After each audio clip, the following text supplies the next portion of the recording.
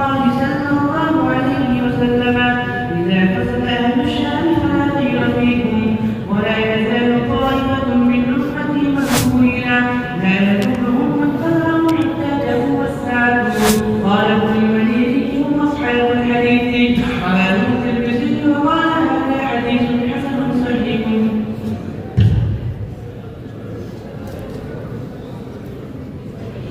بسم الله الرحمن الرحيم. وعن ابن عباس رضي الله تعالى عنهما أن رسول الله صلى الله عليه وسلم قال: إن الله تجاوز عن أمتي الخطأ والنسيان وما استكرهوا عليه. رواه ابن ماجه والبيهقي. بسم الله الرحمن الرحيم.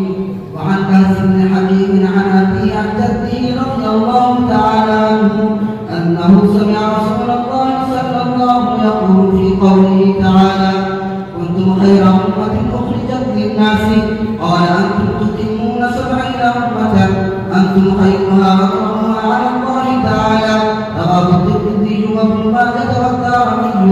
وقال الترمذي: هذا حديث حسن.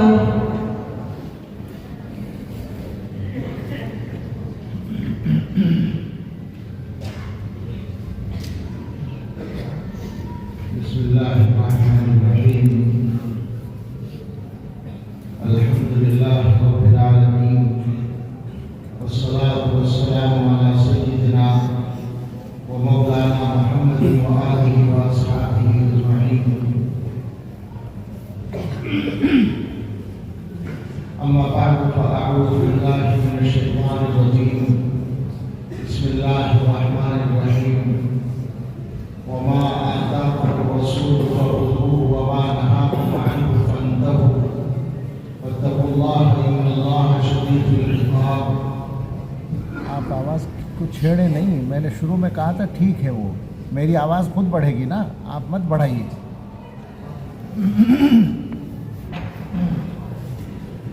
وقال تعالى: وما ينطق عن الهوى إن هو إلا وحي يوحى.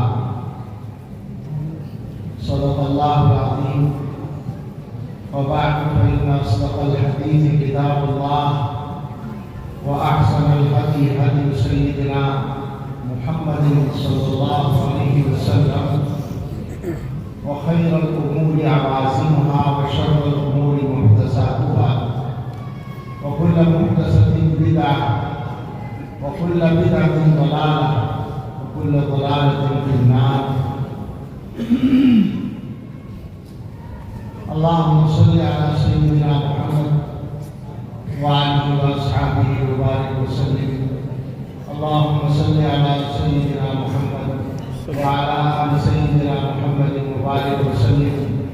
اللهم صل على سيدنا محمد وآله وأصحابه وأزواجه وذرياته كما تحب وترضى عدد ما تحب وترضى. اللہ تعالیٰ کا شکر ادا کرتے ہیں کہ اس مبارک مجلس میں اور اس مقبول ادارے میں حاضری کی سعادت نصیب فرمائی. اللہ کرے کہ پوری مجلس، پورا اجلاس ہم سب کے لیے نافع ہو. آپ کا یہ ادارہ ناشر پانڈوی کو ان اداروں میں سے ہے جن کو ہم بچپن سے جن کا نام سنتے آئے ہیں، اور ہمارے معاصر بہت سے علماء نے یہاں سے استفادہ کیا ہے. ان میں سے بعض حضرات اور دارالعلوم دیوبند میں بھی استاد ہیں. ہم نے دارالعلوم سے پہلے گنگو میں شعبوں میں تعلیم حاصل کی ہے. میں نے 40واں سال ہے ہمارے دور حدیث. 1407 میں ہم فارغ ہوئے تھے وہاں سے، اور 1408 میں دارالعلوم سے. تو اسی وقت سے ناشر علوم پانڈوی کا نام جانتے ہیں. بعد میں حضرت مولانا محمد ابراہیم صاحب رحمۃ اللہ علیہ سے ملاقاتیں ہوئیں، اور ان کی سادہ اور دلچسپ شخصیت کی وجہ سے اسے عمر کے بہت بڑے فرق کے باوجود ہمارے اساتذہ کی سب کی عادت ہے بے تکلفی رہی، اور پھر اللہ نے ان کو اپنے پاس بلا لیا. اور آپ حضرات کے ہاتھ میں ادارہ ہے. اللہ تعالیٰ اپنے فضل سے پہلے سے زیادہ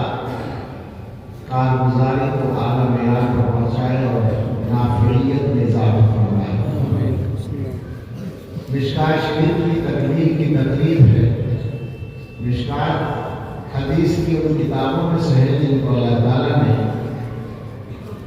خاص مقبولیت عطا فرمائی ہے.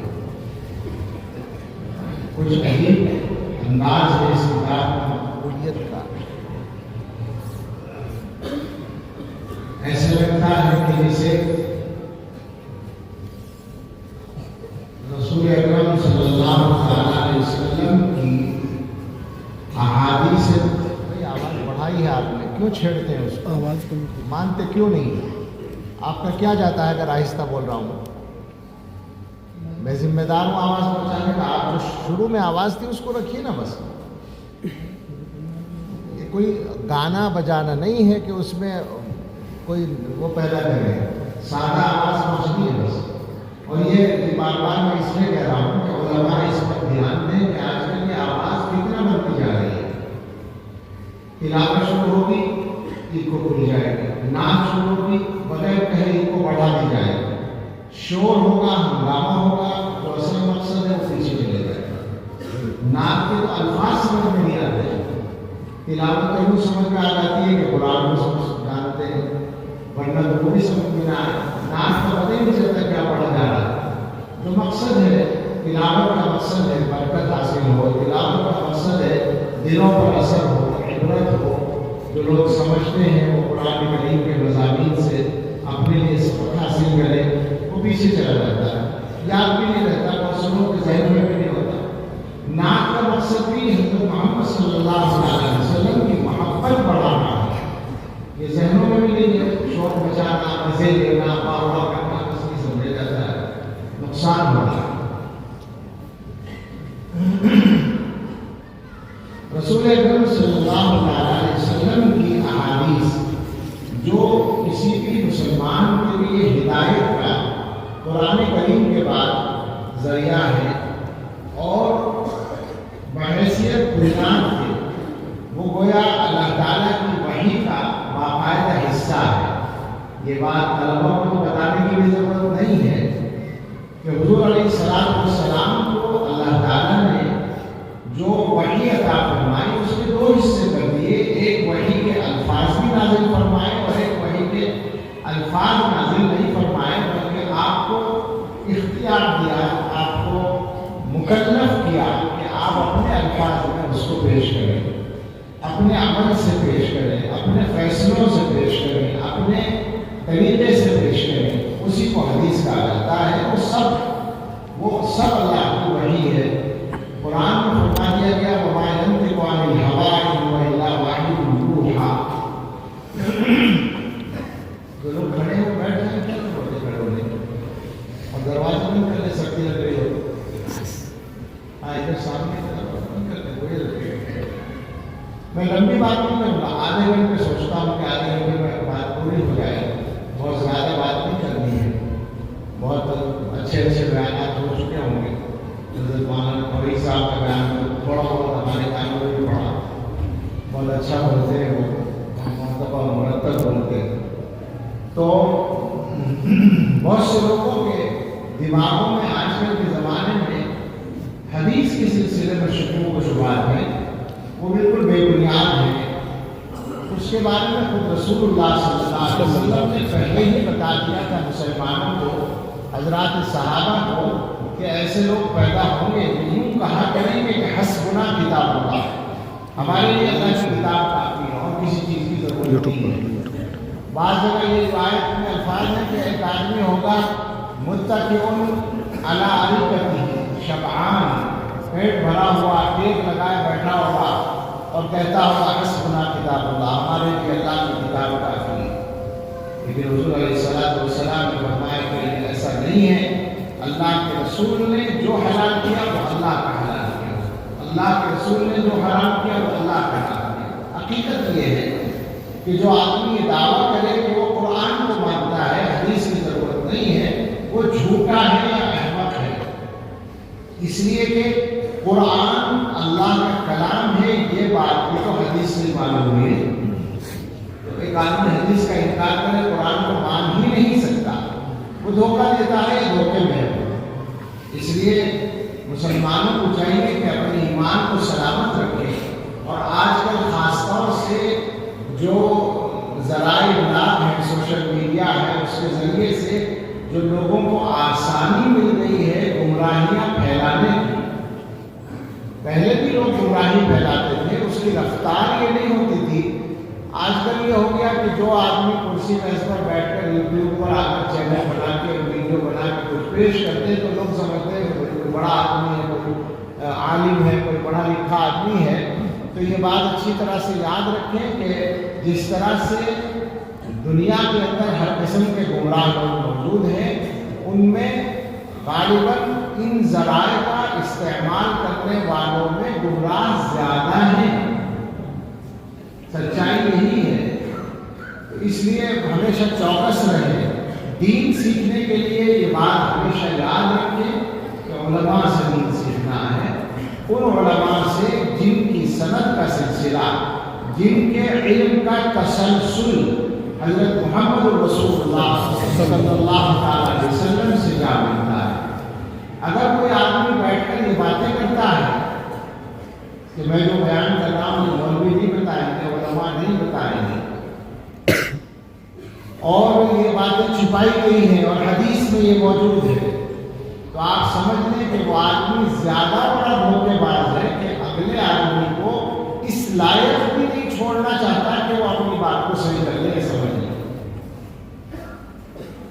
اب ایسا آدمی کوئی بھی ہو سکتا ہے. اس کا نام ڈاکٹر بھی ہو سکتا ہے، اس کا نام انجینئر بھی ہو سکتا ہے، اس کا نام پروفیسر بھی ہو سکتا ہے، اس کا نام مولانا صاحب بھی ہو سکتا ہے. گمراہی کہیں کسی بھی آ سکتی ہے. آپ سادہ سی بات میں کر رہا ہوں، کوئی لمبی بات نہیں ہے. علامت سمجھ کر چلیں. دین لائے ہیں اللہ کی طرف سے حضرت محمد رسول اللہ صلی اللہ علیہ وسلم. آپ سے سیکھا ہے آپ کے صحابہ رضی اللہ عنہم نے، اور صحابہ نے اپنے بعد والوں کو سکھایا، انہوں نے اپنے بعد والوں کو سکھایا. اس طرح چلتے چلتے الحمدللہ ہم تک پہنچا ہے. تو یہ دین ایسا نہیں ہے کہ 1400 برس پہلے صحابہ تھے اور یہ اب آیا ہے آدمی بیچ میں سر خالی ہے اور پڑھائی سے ہوتا. یہ نہیں ہو سکتا. اگر کوئی آدمی دعویٰ کرے کہ وہ بیچ کے جتنے واسطے ہیں ان کو نہیں مانتا، بیچ کے جو علماء ہیں ان کو نہیں مانتا، تو آپ سمجھ لیں وہ گمراہی کے راستے تلاش کر رہا ہے، چور دروازے نکال رہا ہے. اور اسی طرح اگر کوئی صحابہ کا انکار کرے یا صحابہ کی گستاخی کرے تو وہ اس سے بڑا گمراہ ہے. دونوں باتیں غلط ہیں.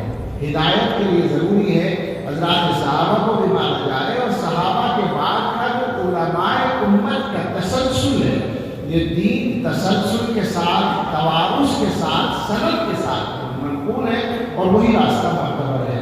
اللہ کا ہمیں شکر ادا کرنا چاہیے کہ ہمیں اللہ نے اسی طرح کے مستند اور متوارث علم سے جو نسل بعد نسل، ایک نسل کے بعد اگلی نسل کو حفاظت کے ساتھ ملتا چلا ہے، منتقل ہوتا آیا ہے، اس سے اللہ تعالیٰ نے ہمیں استفادے کا موقع دیا ہے. یہ اللہ کا کرم ہے جس پر ہم جتنا شکر ادا کریں کم ہے.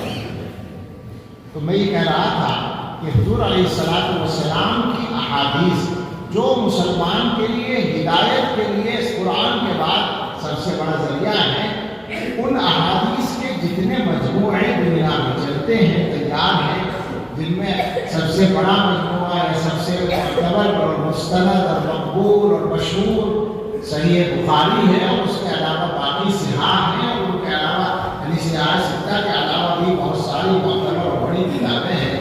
موطا امام مالک ہے، تاریخ مسند دارمی ہے، مصنف ابن ابی شیبہ ہے، مصنف عبدالرزاق ہے، اور فلاں بہت ساری کتابیں ہیں.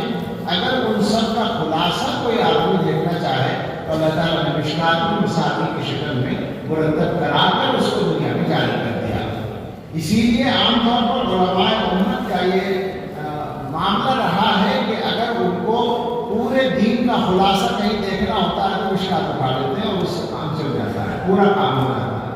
حضرت شاہ اللہ محدث دہلوی رحمۃ اللہ علیہ نے حجت اللہ تعالیٰ کی کتاب لکھی ہے جو اپنے انداز کی بے مثل کتاب ہے، جس کو امت کی چند کتابوں میں شمار کیا جاتا ہے، جس کے بارے میں علماء نے یہ کہا ہے کہ وہ رسول اللہ صلی اللہ علیہ وسلم کے جو معجزات آپ کے ہاتھ پر ظاہر نہ کر کے امتوں کے ذریعے ظاہر کیے گئے، ان میں سے جو چند کتابیں ہیں ان میں سے گویا حجت اللہ تعالیٰ ہے. ایسی کتاب کی جو زمین ہے وہ مشکات المصابیح ہے۔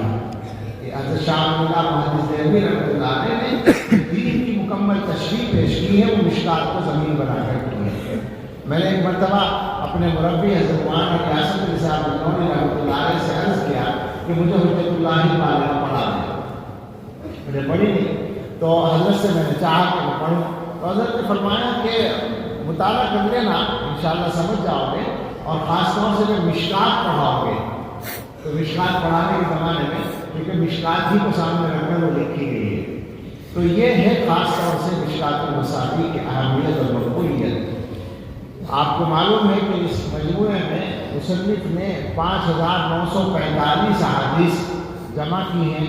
ہمارے اساتذہ خاص طور سے ہمارے استاد تھے حضرت مولانا رئیس الدین صاحب رحمۃ اللہ علیہ، جو بعد میں مظاہروں میں شیخ الحدیث ہو گئے تھے مظاہر وقت میں، ان سے ہی میں نے مشکات جلد اول پڑھی تھی، اور ایک استاد حضرت مولانا شمس الدین صاحب تھے جو شیخ زکریا رحمۃ اللہ علیہ کے شاگرد تھے، ان سے مشکات جلد ثانی پڑھی تھی۔ تو حضرت مولانا رئیس الدین صاحب جو پہلی جلد سے پڑھی ہے وہ حضرت مولانا اسد اللہ صاحب سہارنپور مظاہروں کے جو ناظم تھے، ان کے خلیفہ بھی تھے، تو ان کے اشعار سنایا کرتے تھے مختلف موضوعات پر۔ مشکات کے بارے میں وہ بڑے سادہ انداز میں اشعار فرماتے تھے، اور بڑا عجیب ان کا علم تھا، عجیب تقویٰ تھا، عجیب شخصیت تھی۔ تو ان کا شعر ہے کہ احادیث مشکات کا سن شمار، احادیث مشکات کا سن شمار، جو 55 ہو زائد تو ہو 6000 ہے، 5945، 55 ملا دیں تو 6000 بن جائے۔ ان کا یہ طریقہ تھا، اور انہوں نے ان کی سوال میں بھی لکھا ہے، وہ فرماتے تھے کہ اللہ نے مجھے طاقت دی ہے، صلاحیت دی ہے کہ اگر میں چاہوں تو سب لوگوں سے شعر میں بات کروں، لیکن یہ علماء کی شان نہیں ہے، اس لیے نہیں کرتا۔ حضرت ابو ہریرہ رضی اللہ تعالیٰ عنہ سے جو روایات منقول ہیں، ان کی تعداد کو انہوں نے فرمایا فارسی میں، کل حدیث ابو ہریرہ را شمار 5374 5374۔ تو یہ مشکات شریف ہے آپ کے سامنے، اور آخر کی 3 حدیثیں جو ہمارے بچوں نے پڑھی ہیں ان پر مختصر سے بات کر لی جائے۔ پہلی ان 3 میں سے پہلی روایت ہے حضرت معاذ بن قرہ اپنے والد سے نقل کرتے ہیں رضی اللہ تعالیٰ عنہ، فرماتے ہیں کہ رسول اکرم صلی اللہ علیہ وسلم نے فرمایا اذا فسد اہل الشام فلا خیر فیکم، جب اہل شام میں فساد آ جائے تو پھر تم میں کوئی خیر باقی نہیں رہے گی۔ ملک شام میں تذکرہ احادیث میں مختلف انداز سے آیا ہے۔ اگلا جو ٹکڑا ہے وہ ٹکڑا یہاں تو مطلق ہے، مگر بعض روایات میں اس کے بارے میں بھی اہل شام ہی کا تذکرہ ہے۔ وہ ٹکڑا ہے وَلَا يَزَالُ طَائِفَةٌ مِّنْ أُمَّتِي مَنْصُورِينَ، میری امت میں سے ایک گروہ ہمیشہ کامیاب رہے گا، لَا يَضُرُّهُمْ مَنْ خَذَلَهُمْ، جو ان کی مدد چھوڑے گا اور ان کو نقصان نہیں پہنچا سکے گا۔ خذلہ یخذلو کے اصل معنی ہوتے ہیں ترک نصرت، رسوا کرنا اس کا ترجمہ نہیں ہے، نصرت چھوڑ دینا۔ جو ان کی نصرت نہیں کرے گا وہ ان کو کوئی نقصان بھی نہیں پہنچا سکے گا، حتیٰ تقوم الساعۃ، یہاں تک کہ قیامت قائم ہو جائے۔ تو یہ جو گروہ ہے منصورین کا، طائفہ منصورہ ہے، اس کو حضور علیہ السلام نے گویا امت کے بارے میں یہ پیشین کو ہی فرما دی کہ یہ گروہ ہمیشہ رہے گا، امت ایسے گروہ سے کبھی بھی خالی نہیں رہے گی۔ اس کے لیے الفاظ تھوڑے تھوڑے مختلف ہیں، کہیں قائمین علی الحق ہے اور کہیں اسی طرح کے اور الفاظ ہیں، اور بعض جگہ یہ اشارہ ہے کہ وہ شام میں ہوں گے۔ اس طائفہ سے کون لوگ مراد ہیں، اس میں بھی علماء کے مختلف اقوال ہیں۔ صاحب مشکات نے علی بن مدینی رحمۃ اللہ علیہ کا قول نقل کیا ہے، قال علی بن مدینی ہم اصحاب الحدیث، علی بن مدینی نے کہا کہ اس سے مراد اصحاب حدیث ہیں، یعنی گویا کہ وہ حضرات جن کا مشغلہ حدیث ہے۔ اصحاب حدیث کا ترجمہ آج کل کے معنی میں اہل حدیث نہیں ہے، آج کل اہل حدیث کے نام سے تو ایک طبقہ خاص ہے، انہوں نے اپنا نام اہل حدیث رکھا ہے، لیکن اپنی حدیثی مشغولیت اور حدیثی خدمات کے اعتبار سے علماء دیوبند ان سے کہیں زیادہ بڑے اہل حدیث ہیں، ان سے زیادہ اصحاب الحدیث ہیں. وہ تو ایک دعویٰ ہے ان کا جس میں وہ پوری طرح سے سچے ثابت نہیں ہو سکتے، لیکن وہ ایک طبقہ، ایک فرقہ ہے. پہلے زمانے میں جو اصحاب الحدیث کا لفظ استعمال ہوتا تھا یہ اصلاً اصحاب الرائے کے مقابلے میں استعمال ہوتا تھا. یعنی فقہاء کے دو طبقے تھے. ایک طبقہ وہ تھا جو اجتہاد و قیاس سے بھی کام لیتا تھا کثرت سے، اور ایک طبقہ وہ تھا جو حدیثوں سے ہی استدلال کرتا تھا. امام احمد رحمۃ اللہ علیہ کا تعلق اس اصحاب الحدیث والے طبقے سے تھا، اور امام اعظم کا تعلق اصحاب الرائے والے طبقے سے تھا. لیکن دونوں میں یہ مطلب نہیں تھا کہ اصحاب الرائے حدیث کو چھوڑ دیں یا اصحاب الحدیث کبھی رائے کا استعمال نہ کریں.